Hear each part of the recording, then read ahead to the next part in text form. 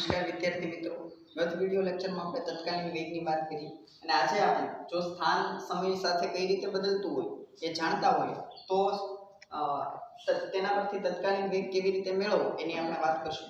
ઉદાહરણ તરીકે કોઈ પદાર્થનું સ્થાન સમય સાથે સમયના વિધેય સ્વરૂપે આવી રીતે બદલે છે, એટલે કે t બરાબર 1 સેકન્ડ એનું સ્થાન થશે 1 મીટર, t બરાબર 2 સેકન્ડ એ થશે એનું સ્થાન 4 મીટર, t બરાબર 3 સેકન્ડ એનું સ્થાન થશે 9 મીટર, બરોબર। તો આવા કોઈ પદાર્થ માટે જેનું સ્થાન આવી રીતે બદલતું હોય, બરોબર, આવા કોઈ પદાર્થ માટે આપણે તત્કાલીન વેગની વાત કરવી છે। તો આપણે વાત કરી હતી કે ભાઈ કોઈ પણ સમયે તત્કાલીન વેગ કે આપણે આવી રીતે વ્યાખ્યાયિત કરીએ છીએ t બરાબર t સમયે પદાર્થનું સ્થાન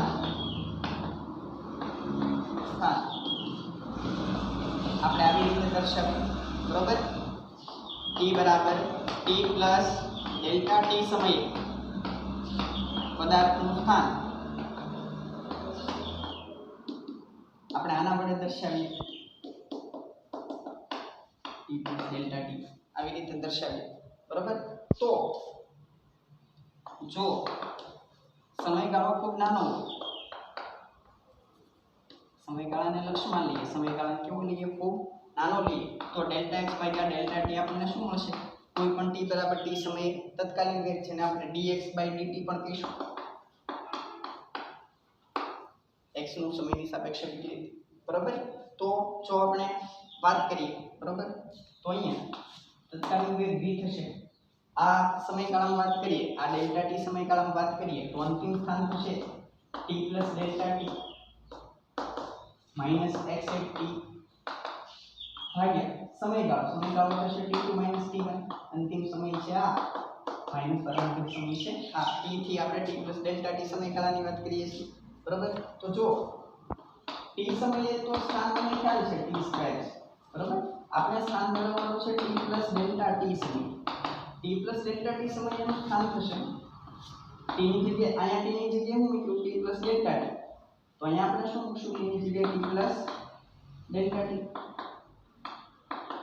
નો સ્ક્વેર અને a પ્લસ b નો હોલ સ્ક્વેર થશે, a square plus 2ab plus b square, આ થશે t square plus 2t delta t plus delta t square, બરાબર। આની કિંમત જ્યારે આપણે અહીંયા મૂકશું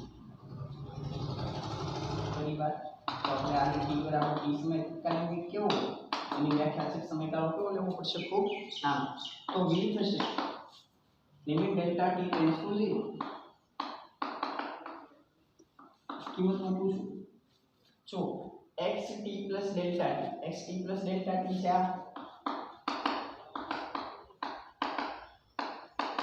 plus delta t square minus x at t છે t સ્ક્વેર ભાગ્યા t આને સાદુરૂપ આપીએ એ થશે t plus delta t minus t આ t જશે। તો જો સમયગાળો ખૂબ નાનો હોય, બરોબર, અને આનું જ્યારે સાદુરૂપ આપશું તો limit delta t tends to 0 આ થશે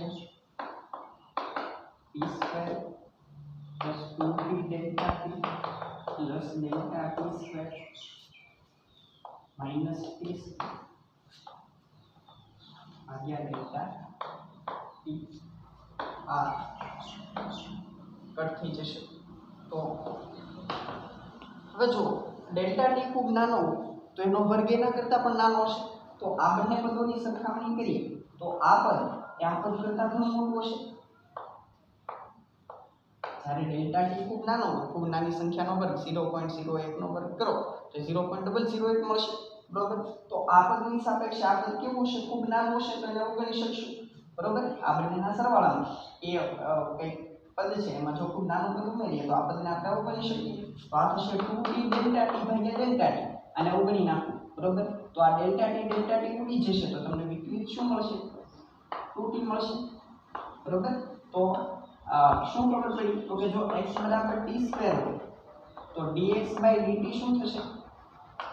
2t થશે, વિકલનની વ્યાખ્યા પરથી dx બાય dt શું થશે? 2t। તો જ્યારે t ની કોઈ ઘાત વાળો હોય બરોબર, t ની કોઈ ઘાત હશે એનું આપણે x ની સાથે x બરાબર t ની n ઘાત હોય, x બરાબર t ની n ઘાત હોય તો એનું વિકલન થશે x ઘાત આગળ આવી જશે n અને ઘાતમાં 1 નો ઘટાડો થશે. અહીંયા જો 2 આગળ આવી ગયું, ઘાતમાં 1 નો ઘટાડો, t ની 2 - 1 એટલે t ની 1 થશે. તો આવી રીતે આપણે t ની n ઘાત વાળા પદનું વિકલન આપણે આવી રીતે કરી શકીએ. અને શું કહેવામાં આવે છે, વ્યાખ્યાની મદદથી આપણે t સ્ક્વેર નું વિકલિત મેળવેલું છે. બરાબર, આપણે t ની સાપેક્ષે વિકલિત મેળવેલું છે. તો આપણે જોયું કે જો આપણે સ્થાન સમયના વિધેય સ્વરૂપે જાણતા હોય તો કોઈ પણ સમયે તત્કાલીન વેગ એટલે સ્થાનનું સમયની સાપેક્ષે વિકલન કરીને મેળવી શકીએ. આ તમને શું આપશે, કોઈ નિશ્ચિત સમય તત્કાલીન વેગ આપશે. બરોબર, તો અને હવે જો આપણે કલનશાસ્ત્રના થોડા નિયમો જોઈએ, તો આપણે વિકલનથી વેગ મેળવવાના છે તો વિકલનના થોડા નિયમોની વાત કરીએ. વિકલનના નિયમોની વાત કરીએ તો જો કોઈ વિધેય છે, t નું વિધેય છે, f કોઈ વિધેય છે જે t નું વિધેય છે, એ બે વિધેયોનો સરવાળો છે. આ પણ t નું વિધેય છે, g અને h. g કે જે સમયનું વિધેય છે, h કે જે સમયનું વિધેય છે, બંનેના સરવાળાથી તમને આ વિધેય મળે છે. અને આ જો સ્થાન હોય બરોબર, જો આ સ્થાન હોય તો આનું સમયની સાપેક્ષે જો વિકલિત મળે dx/dt બરોબર, તો એ થશે dg/dt વત્તા dh/dt. એટલે કે સરવાળામાં વિકલન સ્વતંત્ર આપી શકાય છે. આ સાઈડ ચાલે વિકલન કેટલું dx/dt, તો અહીંયા થશે જો અહીંયા ધ્યાન આપો, બંને સાઈડ આપણે સમય સાપેક્ષે વિકલિત કરીએ તો આ થશે dx/dt બરાબર d/dt કૌંસમાં આ. બરોબર, તો વિકલનના નિયમ અનુસાર આ વિકલન આપણે બંને વિધેયો સરવાળામાં સરવાળાથી જોડાયેલા છે તો બંનેને આપણે સ્વતંત્ર આપી શકીશું.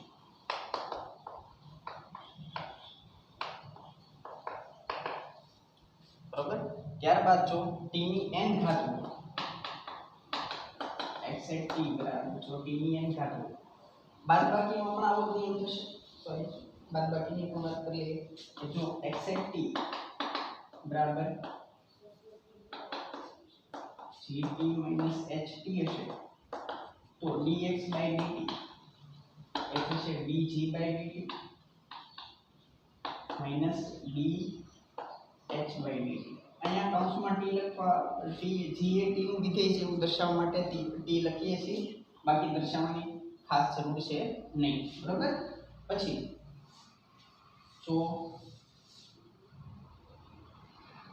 t ની n ઘાતની વાત કરીએ, x/t બરાબર t ની n ઘાત હોય તો આપણે જોયું તો dx/dt શું થશે, ઘાત આગળ આવશે, n આગળ આવી જશે, ઘાતમાં 1 નો ઘટાડો થશે, આવું થશે. બરોબર, આ નિયમો છે, આને નિયમ 1 કહીશું, આ થશે નિયમ 1, આ થશે નિયમ 3, નિયમ 4. જો x t બરાબર જો sin t હોય તો sin t નું વિકલન થશે cos t, અને જો xt બરાબર cos t હોય તો એનું સમયની સાપેક્ષે cos નું વિકલન માઈનસ sin થશે. બરોબર, તો આવા નિયમો છે. પછી ગુણાકારના નિયમની વાત કરીએ કે જો x/t છે એ બે સમયના વિધેયોથી ગુણાયેલું હોય, gt ht બે સમયના વિધેયોથી ગુણાયેલું હોય, બરોબર, તો x નું સમયની સાપેક્ષે વિકલિત કોઈ એક વિધેય અચળ બીજાનું વિકલન dht g અચળ તો h નું વિકલન કરવાનું વત્તા હવે જેનું વિકલન કર્યું તો એ જ અને બીજાનું વિકલન તો ગુણાકારમાં વિકલનનો કઈ આવો નિયમ છે. આ બધા નિયમો યાદ રાખવાના છે ફરજિયાત, બરોબર. આ તમને કામ લાગશે કલનશાસ્ત્ર તમારે જ્યારે તત્કાલીન વેગ મેળવવો હશે,